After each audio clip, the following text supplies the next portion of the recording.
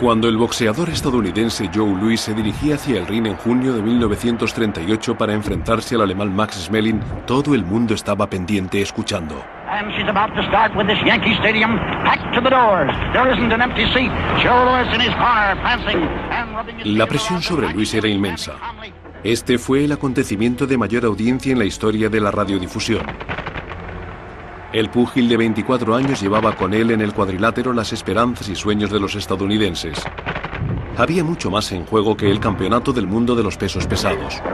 Joe Louis no iba simplemente a pelear con otro púgil, se estaba enfrentando al régimen nazi. Probablemente sea el acontecimiento deportivo más politizado que haya habido en la historia del deporte. En una época en la que los negros vivían aterrorizados aquella noche, Joe Louis no solo estaba luchando por su país, también estaba luchando por su raza. Si Joe Louis iba al sur de Estados Unidos, no podía sentarse en un bar a tomar un refresco.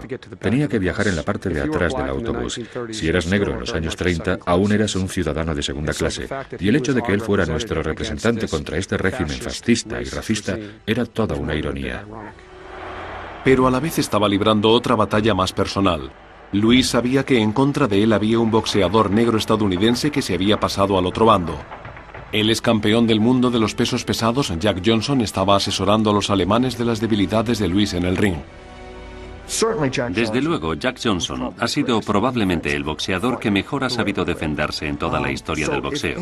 De modo que si había alguien que sabía encontrar defectos en su adversario, ese era Jack Johnson.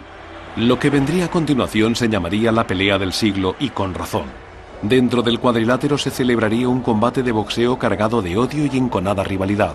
Fuera del ring, sería el principio de una lucha histórica que iría mucho más allá del boxeo. Este no fue el combate del siglo. Fue un combate por el mundo. Esta es la historia de dos boxeadores negros muy diferentes y de la pasión que los empujaba. Una pasión que no solo cambiaría la faz del boxeo, sino también la de los Estados Unidos.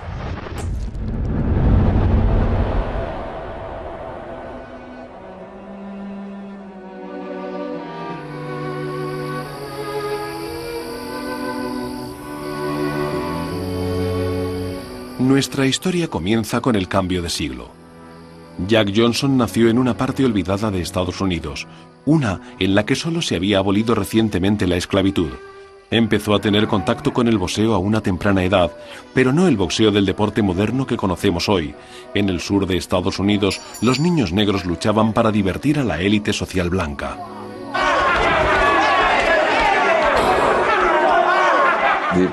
El empresario reunía a 4, 6 u 8 chicos negros. Les vendaba los ojos y les ponía en el centro del ring.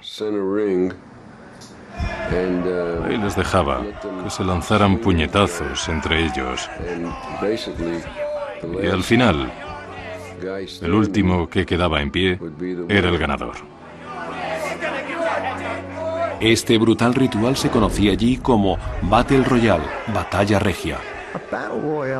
Una Battle Royale era una demostración absoluta de la inferioridad de los afroamericanos en Estados Unidos o en el deporte.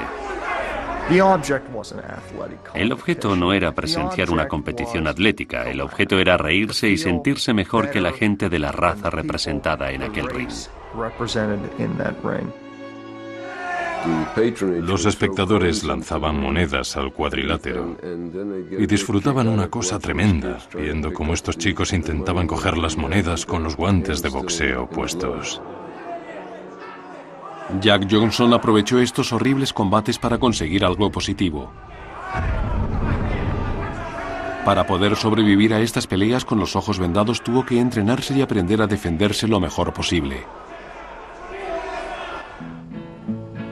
Pero a principio de siglo el boxeo era un deporte nuevo y segregado, por lo que en un principio las oportunidades de Johnson eran limitadas.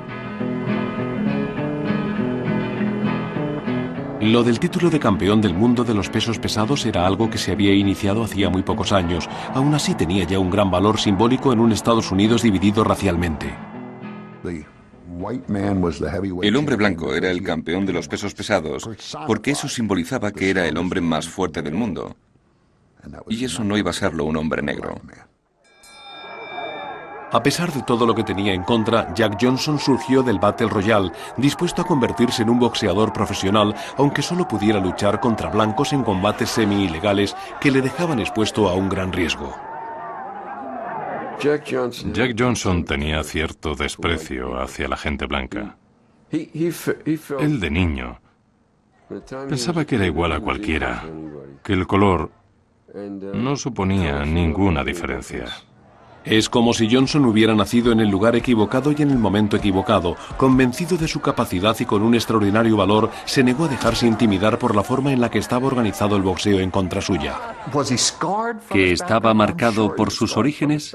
Estoy seguro que estaba marcado por sus orígenes, pero no se sentía humillado por ellos. Tenía un espíritu rebelde que en el sur, en aquella época, era una sentencia de muerte.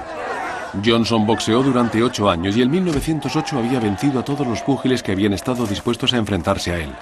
Jack Johnson aprendió bien su oficio. Peleó contra algunos de los boxeadores más duros de Estados Unidos. Ganó el campeonato negro de los pesos pesados y entonces empezó a plantearse la idea de que quizá podía ser el campeón del mundo de los pesos pesados. Estados Unidos no podía aceptar la idea de un púgil negro luchando por el título de los pesos pesados. Pero Johnson vio su oportunidad cuando el campeón blanco Tommy Barnes se fue de gira al extranjero. Johnson persiguió a Barnes hasta el otro lado del mundo y le retó en Australia. Here's Tommy Burns getting himself into the best shape of his entire career. Tommy knows that this is going to be the fight of his life. La pelea iba a celebrarse en Sydney en el Día del Boxeo de 1908. Tommy Barnes finalmente aceptó luchar con Jack Johnson a cambio de la entonces amplia suma de $30.000. El combate registró un lleno completo. 20.000 espectadores, la prensa y las cámaras se reunieron para ver el primer combate por un campeonato entre un blanco y un negro. Johnson clinches with Tommy and smiles to ringsiders. Burns looks almost like a little boy compared to the 212-pound challenger. Los primeros asaltos fueron una sucesión de abrazos y se lanzaron pocos puñetazos. Aunque rehuía la pelea con su oponente blanco, con su 1,88 m, Johnson superaba en altura a Barnes y podía aprovechar esta ventaja. La gente que lo estaba mirando, que era blanca en su mayoría, si lees algunos de los periódicos de aquel momento, dicen que el público empezó a sentirse incómodo, porque Jack Johnson era un buen ejemplar, era un hombre muy fuerte. Para muchos espectadores, estaba claro que Johnson estaba simplemente jugando con el campeón, incitándole hasta que Barnes estuviera tan cansado que no pudiera seguir.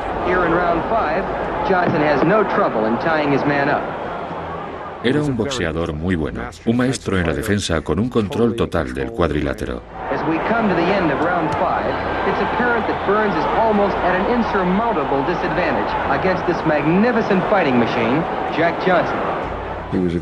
Sabía contestar los golpes fantásticamente.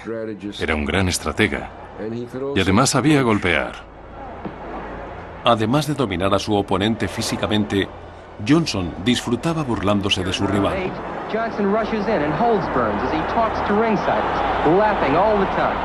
Si intentas humillar a un pugil blanco, va a perder el control, y en el boxeo el control lo es todo.